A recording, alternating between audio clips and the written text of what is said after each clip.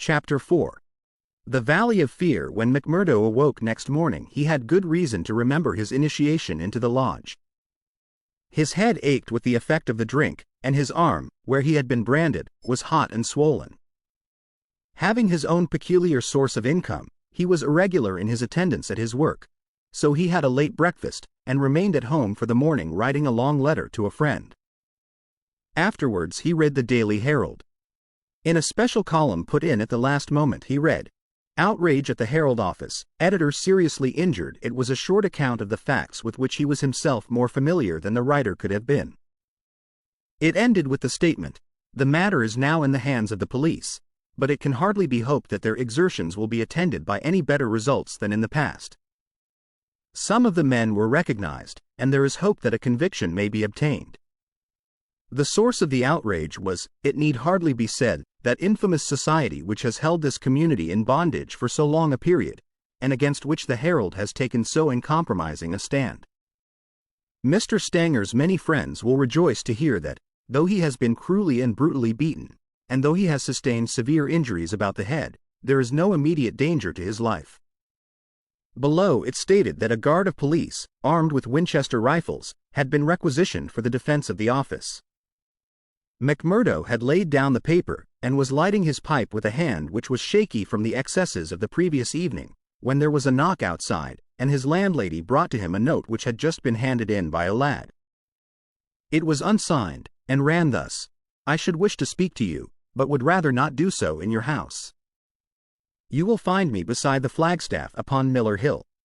If you will come there now, I have something which it is important for you to hear and for me to say."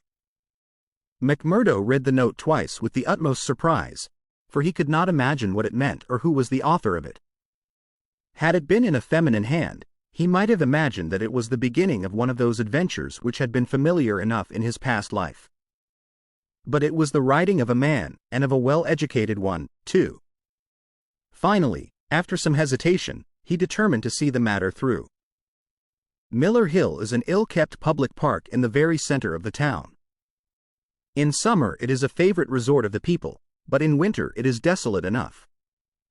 From the top of it one has a view not only of the whole straggling, grimy town, but of the winding valley beneath, with its scattered mines and factories blackening the snow on each side of it, and of the wooded and white-capped ranges flanking it. McMurdo strolled up the winding path hedged in with evergreens until he reached the deserted restaurant which forms the center of summer gaiety.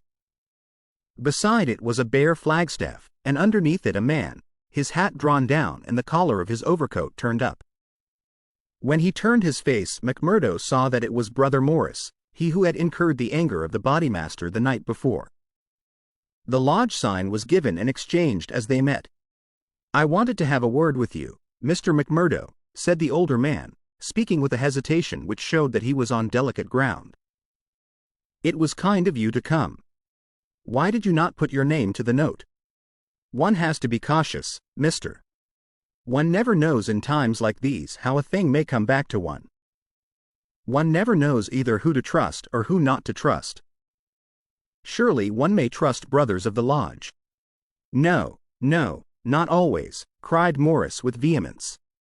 "Whatever we say, even what we think, seems to go back to that man McGinty." "Look here," said McMurdo sternly. "It was only last night, as you know well, that I swore good faith to our bodymaster. Would you be asking me to break my oath?" "If that is the view you take," said Morris sadly, "I can only say that I am sorry I gave you the trouble to come and meet me. Things have come to a bad pass when two free citizens cannot speak their thoughts to each other."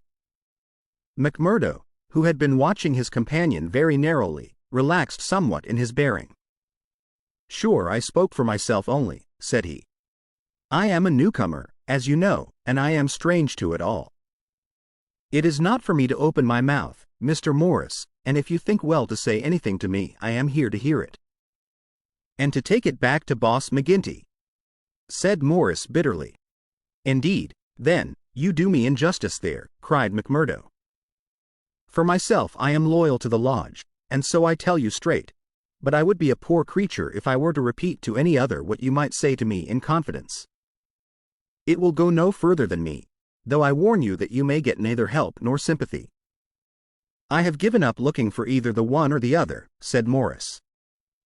I may be putting my very life in your hands by what I say, but, bad as you are, and it seemed to me last night that you were shaping to be as bad as the worst, still you are new to it, and your conscience cannot yet be as hardened as theirs. That was why I thought to speak with you. Well, what have you to say? If you give me away, may a curse be on you. Sure, I said I would not. I would ask you, then, when you joined the Freemen's Society in Chicago and swore vows of charity and fidelity, did ever it cross your mind that you might find it would lead you to crime? If you call it crime, McMurdo answered. Call it crime, cried Morris, his voice vibrating with passion. You have seen little of it if you can call it anything else. Was it crime last night when a man old enough to be your father was beaten till the blood dripped from his white hairs? Was that crime, or what else would you call it? There are some would say it was war, said McMurdo, a war of two classes with all in, so that each struck as best it could. Well, did you think of such a thing when you joined the Freemen's Society at Chicago? No, I'm bound to say I did not. Nor did I when I joined it at Philadelphia. It was just a benefit club and a meeting place for one's fellows. Then I heard of this place. Curse the hour that the name first fell upon my ears.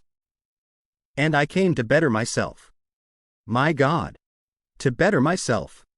My wife and 3 children came with me. I started a dry goods store on Market Square, and I prospered well. The word had gone round that I was a freeman, and I was forced to join the local lodge, same as you did last night. I've the badge of shame on my forearm and something worse branded on my heart. I found that I was under the orders of a black villain and caught in a meshwork of crime. What could I do? Every word I said to make things better was taken as treason, same as it was last night. I can't get away, for all I have in the world is in my store. If I leave the society, I know well that it means murder to me, and God knows what to my wife and children. Oh, man, it is awful, awful. He put his hands to his face, and his body shook with convulsive sobs. McMurdo shrugged his shoulders. You were too soft for the job, said he. You are the wrong sort for such work. I had a conscience and a religion, but they made me a criminal among them. I was chosen for a job. If I backed down, I knew well what would come to me. Maybe I'm a coward. Maybe it's the thought of my poor little woman and the children that makes me one. Anyhow, I went. I guess it will haunt me forever. It was a lonely house, 20 miles from here, over the range yonder. I was told off for the door, same as you were last night. They could not trust me with the job. The others went in. When they came out, their hands were crimson to the wrists. As we turned away, a child was screaming out of the house behind us. It was a boy of 5 who had seen his father murdered. I nearly fainted with the horror of it, and yet I had to keep a bold and smiling face, for well, I knew that if I did not, it would be out of my house that they would come next with their bloody hands, and it would be my little Fred that would be screaming for his father. But I was a criminal then, part sharer in a murder, lost forever in this world, and lost also in the next. I am a good Catholic, but the priest would have no word with me when he heard I was a scorer, and I am excommunicated from my faith. That's how it stands with me. And I see you going down the same road, and I ask you what the end is to be. Are you ready to be a cold-blooded murderer also, or can we do anything to stop it? What would you do? Asked McMurdo abruptly. You would not inform? God forbid! Cried Morris. Sure, the very thought would cost me my life. That's well, said McMurdo. I'm thinking that you are a weak man and that you make too much of the matter. Too much? Wait till you have lived here longer. Look down the valley. See the cloud of 100 chimneys that overshadows it. I tell you that the cloud of murder hangs thicker and lower than that over the heads of the people. It is the valley of fear, the valley of death. The terror is in the hearts of the people from the dusk to the dawn. Wait, young man, and you will learn for yourself. Well, I'll let you know what I think when I have seen more, said McMurdo carelessly. What is very clear is that you are not the man for the place, and that the sooner you sell out, if you only get a dime a dollar for what the business is worth, the better it will be for you. What you have said is safe with me, but, by gar, if I thought you were an informer, no, no, cried Morris piteously. Well, let it rest at that. I'll bear what you have said in mind, and maybe some day I'll come back to it. I expect you meant kindly by speaking to me like this. Now I'll be getting home. One word before you go, said Morris. We may have been seen together. They may want to know what we have spoken about. Ah, that's well thought of. I offer you a clerkship in my store. And I refuse it. That's our business. Well, so long, Brother Morris, and may you find things go better with you in the future. That same afternoon, as McMurdo sat smoking, lost in thought beside the stove of his sitting room, the door swung open and its framework was filled with the huge figure of Boss McGinty. He passed the sign, and then seating himself opposite to the young man, he looked at him steadily for some time, a look which was as steadily returned. I'm not much of a visitor, Brother McMurdo, he said at last. I guess I am too busy over the folk that visit me. But I thought I'd stretch a point and drop down to see you in your own house. I'm proud to see you here, counselor, McMurdo answered heartily, bringing his whiskey bottle out of the cupboard. It's an honor that I had not expected. How's the arm? Asked the boss. McMurdo made a wry face. Well, I'm not forgetting it, he said, but it's worth it. Yes, it's worth it, the other answered, to those that are loyal and go through with it and are a help to the lodge. What were you speaking to Brother Morris about on Miller Hill this morning? The question came so suddenly that it was well that he had his answer prepared. He burst into a hearty laugh. Morris didn't know I could earn a living here at home. He shan't know either, for he has got too much conscience for the likes of me. But he's a good-hearted old chap. It was his idea that I was at a loose end, and that he would do me a good turn by offering me a clerkship in a dry goods store. Oh, that was it? Yes, that was it. And you refused it? Sure. Couldn't I earn 10 times as much in my own bedroom with 4 hours' work? That's so. But I wouldn't get about too much with Morris. Why not? Well, I guess because I tell you not. That's enough for most folk in these parts. It may be enough for most folk, but it ain't enough for me, counselor, said McMurdo boldly.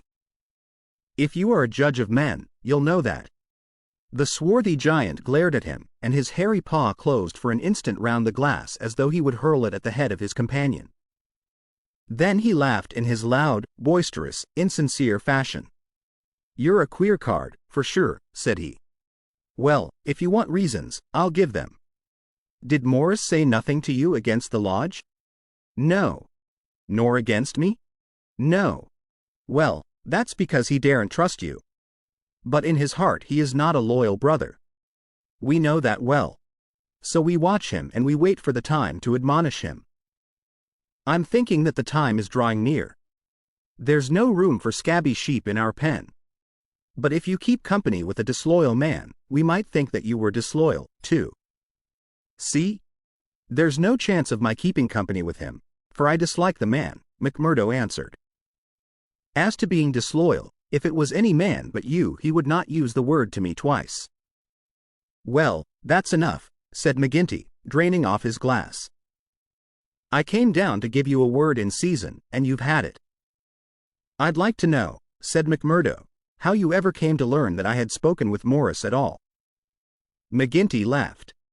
It's my business to know what goes on in this township, said he. I guess you'd best reckon on my hearing all that passes. Well, time's up, and I'll just say, but his leave-taking was cut short in a very unexpected fashion. With a sudden crash the door flew open, and 3 frowning, intent faces glared in at them from under the peaks of police caps. McMurdo sprang to his feet and half drew his revolver, but his arm stopped midway as he became conscious that 2 Winchester rifles were leveled at his head. A man in uniform advanced into the room, a 6-shooter in his hand. It was Captain Marvin, once of Chicago, and now of the Mine Constabulary. He shook his head with a half-smile at McMurdo. "I thought you'd be getting into trouble, Mr. Crooked McMurdo of Chicago," said he. "Can't keep out of it, can you? Take your hat and come along with us." "I guess you'll pay for this, Captain Marvin," said McGinty. "Who are you, I'd like to know, to break into a house in this fashion and molest honest, law-abiding men?" "You're standing out in this deal, Counselor McGinty," said the police captain. "We are not out after you, but after this man McMurdo. It is for you to help, not to hinder us in our duty. He is a friend of mine, and I'll answer for his conduct," said the boss. "By all accounts, Mr. McGinty, you may have to answer for your own conduct some of these days," the captain answered. "This man McMurdo was a crook before ever he came here, and he's a crook still. Cover him, patrolman, while I disarm him." "There's my pistol," said McMurdo coolly. "Maybe, Captain Marvin, if you and I were alone and face to face you would not take me so easily." "Where's your warrant?" asked McGinty. "By gar! A man might as well live in Russia as in Vermissa while folk like you are running the police. It's a capitalist outrage, and you'll hear more of it, I reckon. You do what you think is your duty the best way you can, Counselor. We'll look after ours." "What am I accused of?" asked McMurdo. "Of being concerned in the beating of old editor Stanger at the Herald office." "It wasn't your fault that it isn't a murder charge." "Well, if that's all you have against him," cried McGinty with a laugh, "you can save yourself a deal of trouble by dropping it right now. This man was with me in my saloon playing poker up to midnight, and I can bring a dozen to prove it. That's your affair, and I guess you can settle it in court tomorrow. Meanwhile, come on, McMurdo, and come quietly if you don't want a gun across your head. You stand wide, Mr. McGinty, for I warn you I will stand no resistance when I am on duty." So determined was the appearance of the captain that both McMurdo and his boss were forced to accept the situation. The latter managed to have a few whispered words with the prisoner before they parted. "What about?" He jerked his thumb upward to signify the coining plant. "All right," whispered McMurdo, who had devised a safe hiding place under the floor. "I'll bid you goodbye," said the boss, shaking hands. "I'll see Riley the lawyer and take the defense upon myself. Take my word for it that they won't be able to hold you." "I wouldn't bet on that. Guard the prisoner, you two, and shoot him if he tries any games. I'll search the house before I leave." He did so, but apparently found no trace of the concealed plant. When he had descended, he and his men escorted McMurdo to headquarters. Darkness had fallen, and a keen blizzard was blowing so that the streets were nearly deserted, but a few loiterers followed the group, and emboldened by invisibility shouted imprecations at the prisoner. "Lynch the cursed scorer!" they cried. "Lynch him!" They laughed and jeered as he was pushed into the police station. After a short, formal examination from the inspector in charge, he was put into the common cell. Here he found Baldwin and 3 other criminals of the night before, all arrested that afternoon and waiting their trial next morning. But even within this inner fortress of the law, the long arm of the freeman was able to extend. Late at night there came a jailer with a straw bundle for their bedding, out of which he extracted 2 bottles of whiskey, some glasses, and a pack of cards. They spent a hilarious night, without an anxious thought as to the ordeal of the morning. Nor had they cause, as the result was to show. The magistrate could not possibly, on the evidence, have held them for a higher court. On the one hand, the compositors and pressmen were forced to admit that the light was uncertain, that they were themselves much perturbed, and that it was difficult for them to swear to the identity of the assailants, although they believed that the accused were among them. Cross-examined by the clever attorney who had been engaged by McGinty, they were even more nebulous in their evidence. The injured man had already deposed that he was so taken by surprise by the suddenness of the attack that he could state nothing beyond the fact that the first man who struck him wore a mustache. He added that he knew them to be scorers, since no one else in the community could possibly have any enmity to him, and he had long been threatened on account of his outspoken editorials. On the other hand, it was clearly shown by the united and unfaltering evidence of 6 citizens, including that high municipal official, Councillor McGinty, that the men had been at a card party at the Union House until an hour very much later than the commission of the outrage. Needless to say that they were discharged with something very near to an apology from the bench for the inconvenience to which they had been put, together with an implied censure of Captain Marvin and the police for their officious zeal. The verdict was greeted with loud applause by a court in which McMurdo saw many familiar faces. Brothers of the lodge smiled and waved. But there were others who sat with compressed lips and brooding eyes as the men filed out of the dock. One of them, a little, dark-bearded, resolute fellow, put the thoughts of himself and comrades into words as the ex-prisoners passed him. "You damned murderers," he said. "We'll fix you yet."